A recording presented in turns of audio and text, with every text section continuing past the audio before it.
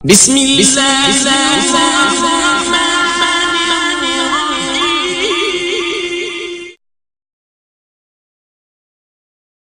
اللہ تبارک و تعالیٰ حیات، قدرت، سننا، دیکھنا، کلام، علم اور ارادہ، یعنی کہ جتنی بھی اللہ تبارک و تعالیٰ کی صفات ہیں یہ اللہ تبارک و تعالیٰ کی ذاتی صفات ہیں، اس کو کسی نے دی نہیں ہے۔ تمام انسانوں کو، تمام مخلوق کو، فرشتوں کو، انبیاء کو، اولیاء کو، تمام کائنات کو کے پاس جو بھی صفت ہے وہ اللہ تبارک و تعالیٰ کی عطا کردہ ہے، لیکن اللہ تبارک و تعالیٰ کو کسی نے یہ صفات دی نہیں ہے، یہ اس کی ذاتی ہیں۔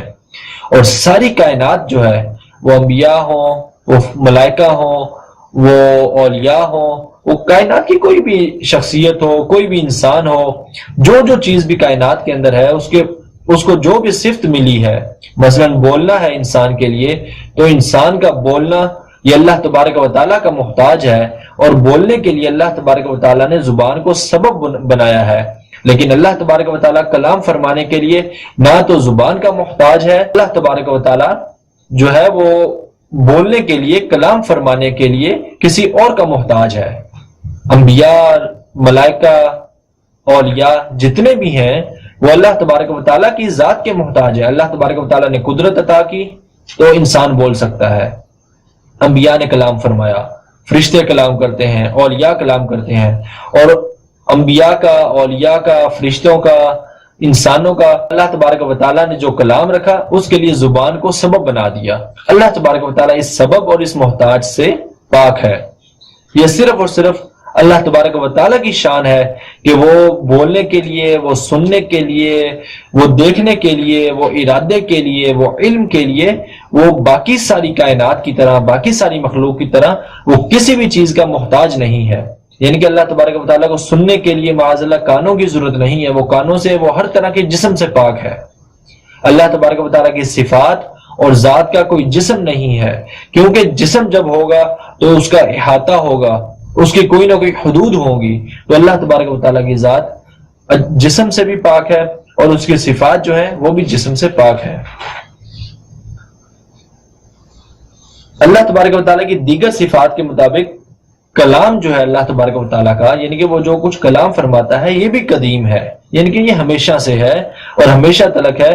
یہ نہیں کہ اس کی اللہ تبارک و تعالیٰ کے کلام کی کبھی ابتدا ہوئی ہو، اس کلام کی کبھی اللہ تبارک و تعالیٰ کے کلام کی ابتدا نہیں ہوئی، یہ ہمیشہ سے ہے اور ہمیشہ تک ہے۔ اسی لیے کہ جو قرآن پاک کو مخلوق مانے، یعنی کہ وہ یہ کہے کہ معاذ اللہ قرآن پہلے نہیں تھا، مخلوق مانے، وہ شخص دائرہ اسلام سے خارج ہے۔ قرآن اللہ تبارک و تعالیٰ کے ہاں ہمیشہ سے تھا، لیکن جب اس نے چاہا اپنے نبی آخر الزمان کو بھیجا، مبعوث فرمایا، اور پھر اس نے چاہا تو قرآن پاک کا نزول فرمایا۔ لیکن قرآن جو ہے یہ اللہ تبارک و تعالیٰ کا کلام ہے، اور کلام اللہ تبارک و تعالیٰ کی صفت ہے، اور اللہ تبارک و تعالیٰ کی تمام صفات جو ہیں یہ ہمیشہ سے ہیں۔ وہ جب چاہتا ہے اپنی جس صفت کا چاہتا ہے اظہار فرما دیتا ہے، اس کی ابتدا نہیں فرماتا، ہمیشہ سے ہے اور ہمیشہ تلک ہے۔ لہذا قرآن پاک بھی جو ہے یہ حادث نہیں، یہ اللہ تبارک و تعالیٰ کی صفت ہے۔ یہ کلام پاک یہ اللہ تبارک و تعالیٰ کی صفت ہے، نہ اس کو اختتام ہے، نہ اس کو فنائیت ہے، اور نہ ہی اس کی کوئی ابتدا ہے۔ ہاں جب اس نے چاہا اس نے اپنے نبی آخر الزمان صلی اللہ تعالیٰ علیہ وسلم پر اس کا نزول فرمایا، اور ہمارے لیے اللہ تبارک و تعالیٰ نے قرآن پاک کو نازل فرمایا۔ اللہ تبارک و تعالیٰ کا علم جو ہے وہ ہر شے کو محیط ہے۔ کائنات کے اندر جو کچھ بھی ہے، ہر شے جو ہے وہ اللہ تبارک و تعالیٰ کے علم کے اندر ہے، اور یہ سارا علم اللہ تبارک و تعالیٰ کو ہمیشہ سے ہے، ہمیشہ تلک ہے۔ کائنات ابھی بنائی نہیں گئی تھی، اللہ تبارک و تعالیٰ نے ابھی کائنات کو تخلیق نہیں کیا تھا، ابھی دنیا میں انسان نہیں آئے تھے، زمینیں نہیں بنی تھی۔ اللہ تبارک و تعالیٰ کے پاس تب بھی علم تھا کہ فلاں شخص یا فلاں آنے والا کیا کرتا ہوگا، وہ کیا کرے گا۔ اللہ تبارک و تعالیٰ کا علم جو ہے وہ ہر شے کو ہمیشہ سے لے کے ہمیشہ تک محیط ہے، اس کی کوئی ابتدا اور کوئی انتہا نہیں ہے، یہ اللہ تبارک و تعالیٰ کی صفت ہے۔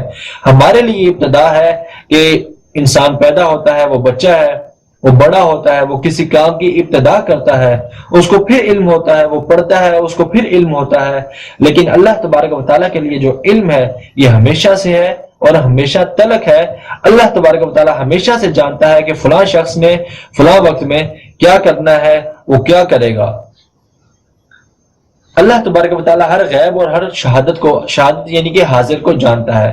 اللہ تبارک و تعالی کے لیے کوئی چیز غیب نہیں اور کوئی چیز جو ہے وہ چھپی ہوئی نہیں۔ اللہ تبارک و تعالی کے لیے کائنات کی ہر شے، جو کچھ بھی کائنات میں ہے، جو کچھ بھی ہے، سدرۃ المنتہا سے لے کر بیت المعمور سے لے کر مقام رفرف سے لے کر تحت الثری تک، جو کچھ بھی ہے یہ اللہ تبارک و تعالی کے علم میں ہے، اللہ تبارک و تعالی کے احاطہ قدرت میں ہے، یہ اللہ تبارک و تعالی سے غیب نہیں ہے۔ وہ ہر شے کو ہر وقت ہر طرح سے وہ دیکھتا ہے۔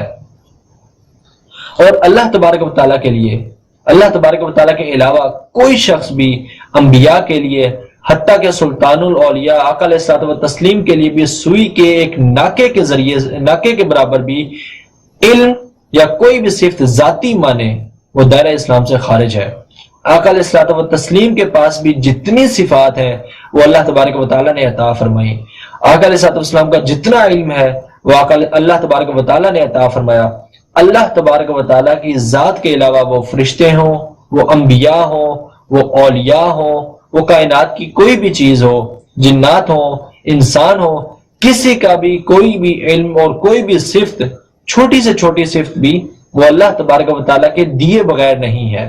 یہ صرف اور صرف اللہ تبارک و تعالیٰ کی شان ہے، یہ اللہ تبارک و تعالیٰ کا کمال ہے، یہ اللہ تبارک و تعالیٰ کی عظمت ہے کہ تمام صفات اور تمام چیزیں یہ اللہ تبارک و تعالیٰ کی ذاتی ہیں۔ باقی جس کو وہ جب چاہتا ہے، جتنا چاہتا ہے وہ عطا کر دیتا ہے۔ اللہ تبارک و تعالیٰ ہر شے کا خالق ہے۔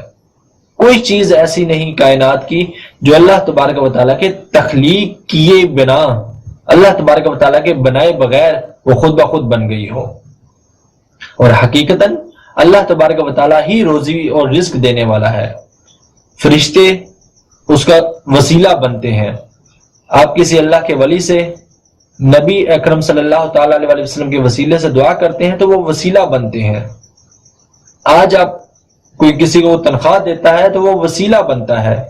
احادیث مبارکہ میں آتا ہے کہ فرشتے صبح کے وقت آتے ہیں اور وہ دیکھتے ہیں کہ جو شخص جاگ رہا ہے اس کے لیے وہ رزق دے جاتے ہیں، تو در حقیقت فرشتے رزق نہیں دیتے، حقیقت میں روزی اور رزق اور ہر شے دینے والا اللہ تبارک و تعالیٰ کی ذات ہے۔ فرشتوں کو اس نے وسیلہ بنایا اور سبب بنایا کہ اس نے ان کے ذریعے سے رزق کو تقسیم فرمایا۔